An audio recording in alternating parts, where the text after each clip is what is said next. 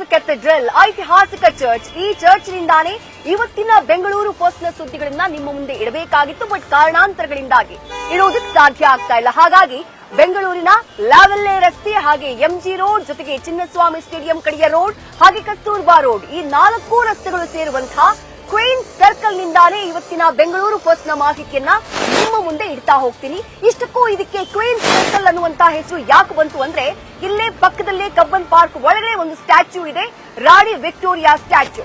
1837ರಿಂದ 1901ರವರೆಗೆ great Britain ಮತ್ತು Ireland ನ ರಾಣಿಯಾಗಿ ಹಾಗೆ ಭಾರತದ ಚಕ್ರವರ್ತಿನಿಯಾಗಿ ಆಳಿದಂಥ ರಾಣಿ ವಿಕ್ಟೋರಿಯಾ, ಆಕೆಯ ಪ್ರತಿಮೆಯನ್ನ 1909ನೇ ಇಸವಿಯಲ್ಲಿ ಕಬ್ಬನ್ ಪಾರ್ಕ್ ನಲ್ಲಿ ನಿರ್ಮಾಣ ಮಾಡಲಾಗುತ್ತೆ.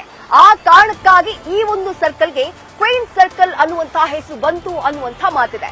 ಮತ್ತು ಒಂದು ಇಂಟ್ರೆಸ್ಟಿಂಗ್ ಆದಂತಹ ವಿಚಾರವನ್ನ ಹೇಳ್ತೀನಿ.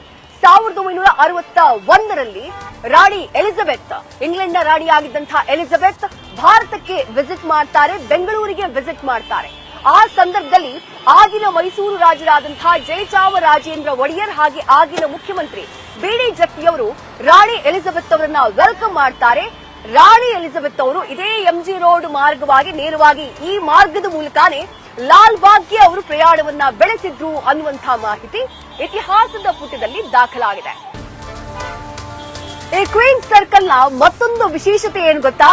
ನಮ್ಮೆಲ್ಲರ ಫೇವರೇಟ್ ವಿರಾಟ್ ಕೊಹ್ಲಿಯವರ ನೂತನವಾದಂತಹ ರೆಸ್ಟೋರೆಂಟ್ ಮೇಲ್ಭಾಗದಲ್ಲಿ, ಕಟ್ಟಡದ ಮೇಲ್ಭಾಗದಲ್ಲಿ ನೀವು ಗಮನಿಸ್ತಾ ಇದ್ದೀರಿ, 18 ಕಮ್ಯೂನ್. ಇದೇ ಮಂತ್ ನಲ್ಲಿ ಈ ಒಂದು ರೆಸ್ಟೋರೆಂಟ್ ನ ಓಪನ್ ಮಾಡಲಾಗಿದೆ. ರೂಫ್ ಟಾಪ್ ಮೇಲಿರುವಂತಹ ರೆಸ್ಟೋರೆಂಟ್ ಎಲ್ಲರನ್ನ ಕೂಡ ಸೆಳೀತಾ ಇದೆ.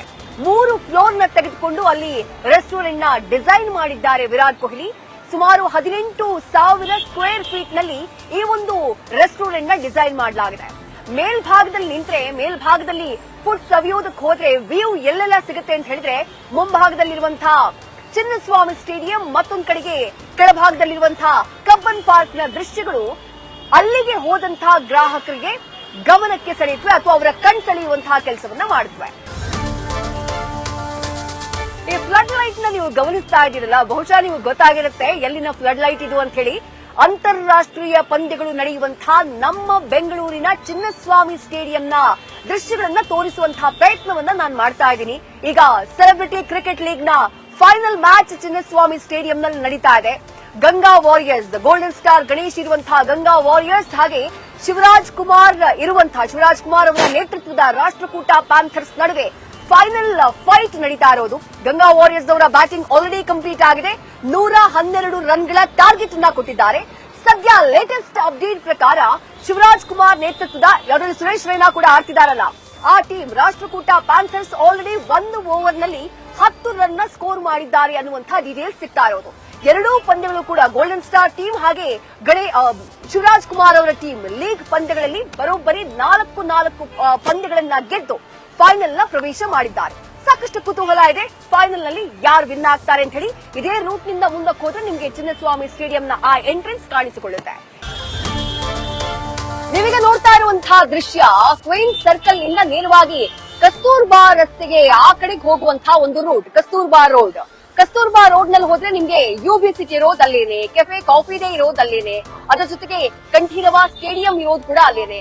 ಅಷ್ಟು ಮಾತ್ರ ಅಲ್ಲದೆ ವಿಶ್ವೇಶ್ವರಯ್ಯ ಟೆಕ್ನಿಕಲ್ ಮ್ಯೂಸಿಯಂ ಕೂಡ ನಿಮ್ಗೆ ಇದೇ ರೂಟ್ ನಲ್ಲಿ ಸಿಗುತ್ತೆ.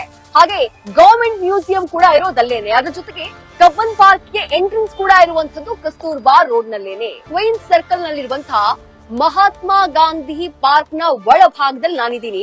ಮಹಾತ್ಮ ಗಾಂಧೀಜಿಯವರ ಸ್ಟ್ಯಾಚ್ಯೂನ ನೀವು ಗಮನಿಸಿದ್ರಿ. ಕ್ವೀನ್ಸ್ ರಸ್ತೆಯಿಂದ, ಕ್ವೀನ್ಸ್ ಸರ್ಕಲ್ ನಿಂದ ಕೆಳಭಾಗಕ್ಕೆ ಹೋದ್ರೆ ನಮಗೆ ಸಿಗೋದು ಎಂಜಿ ರೋಡ್. ಎಂಥ ಲಕ್ಸುರಿಯಸ್ ರೋಡ್, ಜೊತೆಗೆ ವೀಕೆಂಡ್ ನಲ್ಲಿ ಎಷ್ಟು ಹ್ಯಾಪನಿಂಗ್ ರೋಡ್ ಆಗಿರುತ್ತೆ ಅನ್ನುವಂಥದ್ದು ನಮ್ಗೆಲ್ರಿಗೂ ಕೂಡ ಗೊತ್ತು.